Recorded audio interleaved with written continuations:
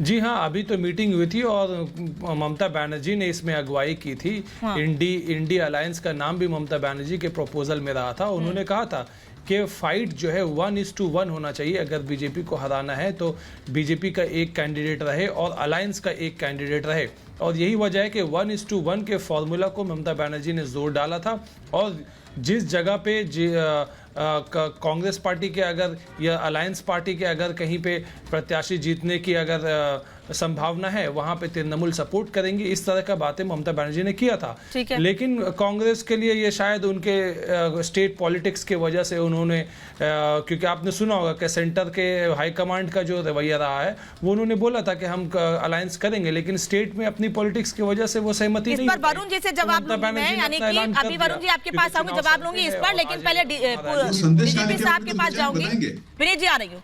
पहले डीजीपी साहब के पास जाऊंगी। सर, उत्तर प्रदेश में माफियाओं पर एक्शन लिया गया। मुख्यमंत्री योगी आदित्यनाथ हमेशा से कहते रहे हैं कि माफिया बदमाशों पर जीरो टॉलरेंस की नीति सरकार की है, वो हमेशा कायम रहेगी। आप उत्तर प्रदेश की तस्वीर अभी कैसे देखते हैं? क्योंकि आज आजमगढ़, जहां पहले जिस पूर्वांचल को पहले माफियाओं का गढ़ कहा जाता था, आज खुद प्रधानमंत्री वहां पर थे और बता रहे हैं कि कैसे विकास हो रहा है पूर्वांचल का, आजमगढ़ का।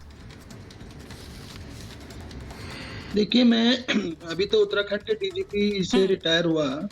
मैं उससे पहले ही उत्तर प्रदेश में भी नौकरी कर चुका हूँ। मैंने प्रयागराज से शुरू की थी और आखिरी पोस्टिंग मेरी एसएसपी मथुरा थी।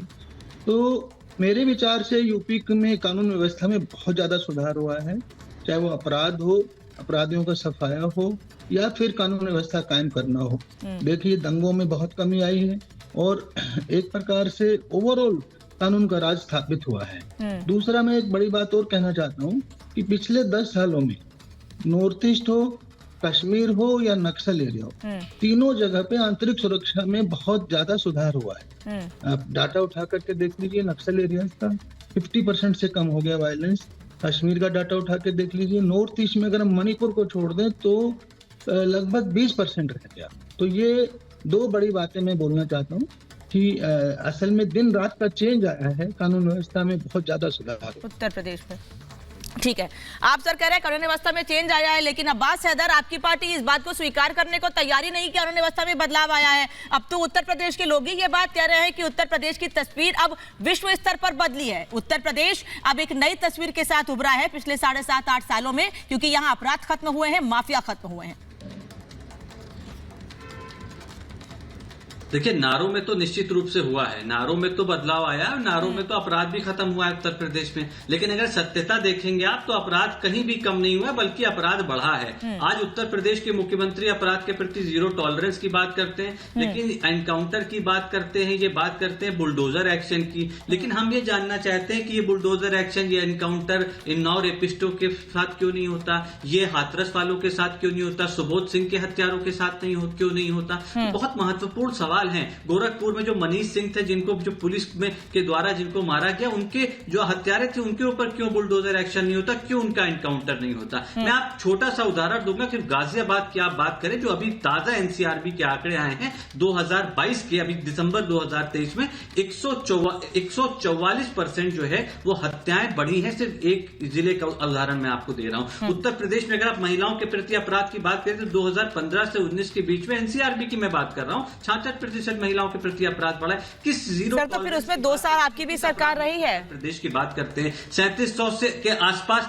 नहीं अमिका जी, 3700 के प्रति on an average Uttar Pradesh में एक वर्ष में हत्याएं होती हैं। अगर आप औसतन देखें तो 10 हत्याएं प्रतिदिन, ये उत्तर प्रदेश की कानून व्यवस्था है। औसतन 8 रेप उत्तर प्रदेश में होते हैं प्रतिदिन। ये लॉ एंड ऑर्डर की स्थिति है उत्तर प्रदेश की। आप बात करते हैं एनकाउंटर एक्शन की, आप बहुत बड़े बड़े दावे करते हैं। सरकार ये भी करती है कि न्यायपालिका का काम भी खुद करना चाहती है। वो कहती है कि हम कार्यपालिका नहीं, न्यायपालिका भी हम ही है। वो एक्स्ट्रा जुडिशियल किलिंग भी उत्तर प्रदेश में होती है, लेकिन इसके बावजूद उत्तर प्रदेश की जो कानून व्यवस्था है वो बद से बदतर होती जा रही है। अभी प्रधानमंत्री जी की बात हो रही थी, मणिपुर का उदाहरण देके, मणिपुर को छोड़ दीजिए, काजीरंगा पे वो खड़े होकर फोटो खिंचा सकते हैं, बगल में मणिपुर है, वहां जाने की हिम्मत क्यों नहीं है भारतीय जनता पार्टी? राकेश त्रिपाठी इस पर जवाब देंगे। राकेश जी, प्रदेश की बात कर रहे हैं, आजमगढ़ में खड़े होकर के कहिए जल्दी सुनिए। आजमगढ़ में खड़े होकर के आप भाषण दे रहे हैं, आप आजमगढ़ की छवि धूमिल करने का काम कर रहे हैं, इस प्रकार की बात बोल रहे हैं आजमगढ़ के बारे में। मुझे लगता है आपको माफी मांगनी चाहिए आजमगढ़ के लोगों से। छवि धूमिल हो रही है आजमगढ़ की, पहले नहीं हो रही थी,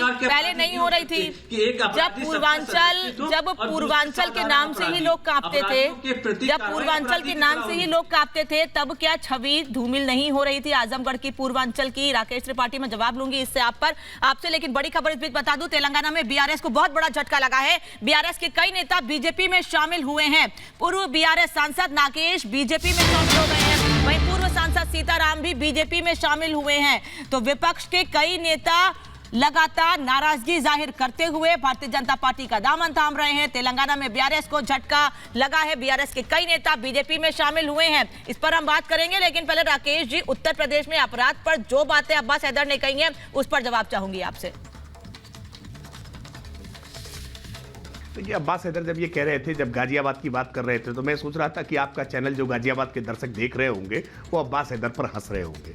इस तरह की झूठी बातें करने से ना जनता के बीच में रहा सा जो आपका विश्वास है ना, जो आधार है ना, वो भी खत्म हो जाता है। सच को स्वीकार करिए भाई, आंखें खोल करके देखिए आज उत्तर प्रदेश का कैसा एक पूरी तस्वीर बदली है। आप कह रहे हैं आजमगढ़ का नाम हम बदनाम करने का काम कर रहे हैं। अरे हमने तो आज आजमगढ़ के निजामाबाद के काली मिट्टी के बर्तनों को वन डिस्ट्रिक्ट वन प्रोडक्ट बना करके आजमगढ़ का नाम फिर से है आज सुर्खियों में लाने का काम किया है। वरना इसी आजमगढ़ से न जाने कितने आतंकवादी पकड़े जा रहे थे। संजरपुर जैसे गांव आज पूरे वैश्विक मानचित्र पर अंकित हो गए थे कि कैसे आजमगढ़ से कोई आतंक का कनेक्शन निकलना ये हर आतंकी घटना में अवश्यंभावी हो गया था। लेकिन पर आज सूरत बदल गई है। वही आजमगढ़ के लोग, मुबारकपुर के लोग आज बनारसी साड़ियां बुन रहे हैं, हथकरघे हैं, आज फटाफट वहां चल रहे हैं क्योंकि बिजली की हमने आपूर्ति पहुंचाने का। अब्बास हैदर कुछ दिखा रहे हैं, लेकिन इसको दिखाने के साथ हैदर साहब जवाब भी दीजिएगा कि क्या अखिलेश यादव आजमगढ़ से चुनाव लड़ेंगे, जिसको लेकर आप कह रहे हैं कि आजमगढ़ की गलत तस्वीर पोर्ट्रे करने की कोशिश की जा रही है?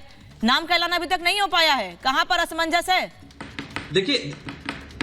देखिए मैं राकेश जी, इंडियन एक्सप्रेस की रिपोर्ट है, आप पढ़ लीजिए। जो मैं कह रहा हूं उसमें एक अक्षर भी अगर इधर से उधर हो तो आप मुझे गिल्टी ठहराइएगा। जहां तक आजमगढ़ का सवाल है, समाजवादी पार्टी उत्तर प्रदेश के अब लगभग जो भी 20-25 सीटें बची हैं जहां पे हमारे प्रत्याशी नहीं तय हैं, अभी उनकी घोषणा हो जाएगी। निश्चित रूप से समाजवादी पार्टी के कार्यकर्ता चाहते हैं कि अखिलेश यादव जी हमारे यहां से लड़े, हमारे यहां से लड़े। इस पे फैसला अखिलेश यादव जी का होगा। मुझे लगता है आजमगढ़ के लोगों ने भी चाहा है कि अखिलेश जी आजमगढ़ से लगे, वो कहां से लड़ते, मुझे लगता है ये उनका निर्णय है। इसके बारे में मैं आपसे कुछ नहीं कह सकता, लेकिन एक छोटी सी बात मैं कहना चाहूंगा। जुडिशियल मौतों की बात करें तो ये पिछले 2.5 वर्षों में 1000 के करीब जुडिशियल कस्टडी में मौतें हुई है उत्तर प्रदेश में, जो देश में सबसे अधिक है। महिलाओं के प्रति अपराध देश में सबसे ज्यादा, हत्याएं देश में सबसे ज्यादा, किडनैपिंग देश में सबसे ज्यादा, अगर आप करें कि जो आपके साइबर क्राइम है वो देश में सबसे ज्यादा, हर प्रकार का अपराध देश में सबसे ज्यादा है। फिर भी ये झूठे दावे कि अपराध मुक्त उत्तर प्रदेश है। आप घाटमपुर में 2 बहनों को आत्महत्या करनी पड़ी बलात्कार के बाद, गैंग रेप के बाद, उसके ऊपर प्रधानमंत्री जी ने विनीत गोयनका,